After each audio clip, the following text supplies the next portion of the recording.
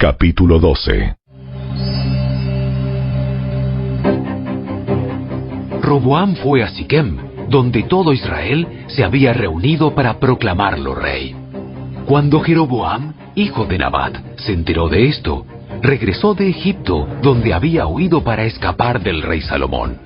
Entonces los líderes de Israel mandaron a llamar a Jeroboam, y él, junto con toda la asamblea de Israel, fueron a hablar con Roboam. Su padre fue un amo muy duro. Alivie los trabajos tan pesados y los impuestos tan altos que su padre impuso sobre nosotros. Entonces seremos sus leales súbditos. Roboam les respondió: Denme 3 días para pensarlo. Luego regresen y les daré una respuesta. Entonces el pueblo se retiró. Después, el rey Roboam consultó el asunto con los ancianos que habían sido consejeros de su padre Salomón. ¿Qué me aconsejan ustedes? ¿Cómo debo responder a este pueblo? Los consejeros ancianos contestaron: Si hoy se pone al servicio de este pueblo y les da una respuesta favorable, ellos siempre serán sus leales súbditos. Sin embargo, Roboam rechazó el consejo de los ancianos y pidió en cambio la opinión de los jóvenes que se habían criado con él y que ahora eran sus consejeros. ¿Qué me aconsejan ustedes? ¿Cómo debo responder a esta gente que me pide que alivie las cargas que impuso mi padre? Los jóvenes contestaron: Así debería responder a esos que se quejan de todo y que quieren una carga más liviana. Mi dedo meñique es más grueso que la cintura de mi padre. Es cierto que mi padre les impuso cargas pesadas, pero yo las haré aún más pesadas. Mi padre los golpeaba con látigos, pero yo los azotaré con escorpiones. 3 días después, Jeroboam y toda la gente regresaron para conocer la decisión de Roboam, tal como el rey había ordenado.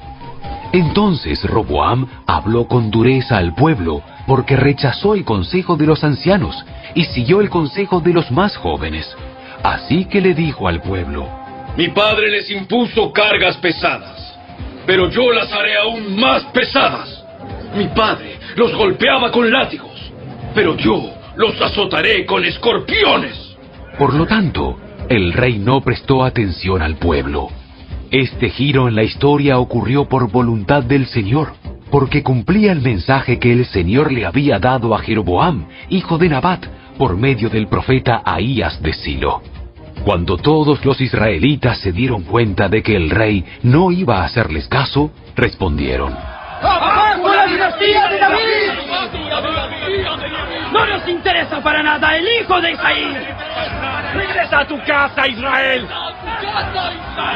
¿Y tú, David? ¡Cuida de tu propia casa! ¡Cuida de tu propia casa! Entonces, el pueblo de Israel regresó a casa. Pero Roboam siguió gobernando a los israelitas que vivían en las ciudades de Judá. Luego, el rey Roboam envió a Adoniram, quien estaba a cargo del trabajo forzado, a restaurar el orden, pero el pueblo de Israel lo apedreó a muerte. Cuando el rey Roboam se enteró, enseguida subió a su carro de guerra y huyó a Jerusalén. Hasta el día de hoy, las tribus del norte de Israel se han negado a ser gobernadas por un descendiente de David. Cuando los israelitas supieron que Jeroboam había regresado de Egipto, convocaron una asamblea y lo nombraron rey de todo Israel. Así que solo la tribu de Judá permaneció fiel a la familia de David. Cuando Roboam llegó a Jerusalén, movilizó a los hombres de Judá y a la tribu de Benjamín, 180,000 guerreros selectos, para pelear contra los hombres de Israel y recuperar el reino. Ahora bien, Dios le dijo a Semaías, hombre de Dios: Diles a Roboam, hijo de Salomón, rey de Judá, y también a toda la gente de Judá y de Benjamín, y a todo el resto del pueblo. Esto dice el Señor: No peleen contra sus parientes, los israelitas. Regrese cada uno a su casa, porque lo que ha sucedido es obra mía. Entonces ellos obedecieron el mensaje del Señor, y cada uno volvió a su casa, tal como el Señor había ordenado.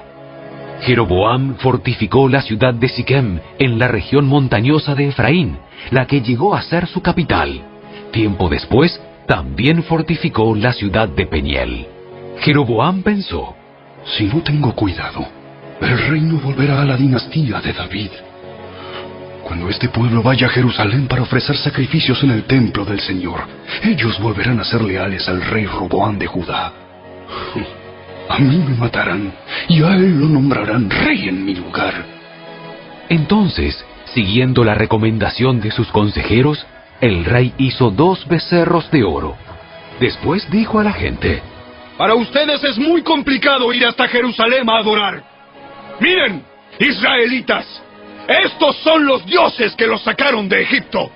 Jeroboam colocó uno de los ídolos con forma de becerro en Betel, y al otro lo puso en Dan, es decir, en ambos extremos de su reino. Esto llegó a ser un gran pecado, porque la gente rendía culto a ídolos y viajaba hasta Dan, al norte, para rendir culto al becerro que estaba allí. Además, Jeroboam construyó edificios en el mismo sitio de los santuarios paganos y consagró sacerdotes de entre la gente común, es decir, personas que no pertenecían a la tribu sacerdotal de Leví. También instituyó un festival religioso en Betel, que se celebraba el día 15 del 8º mes, y que era una imitación del festival de las enramadas en Judá.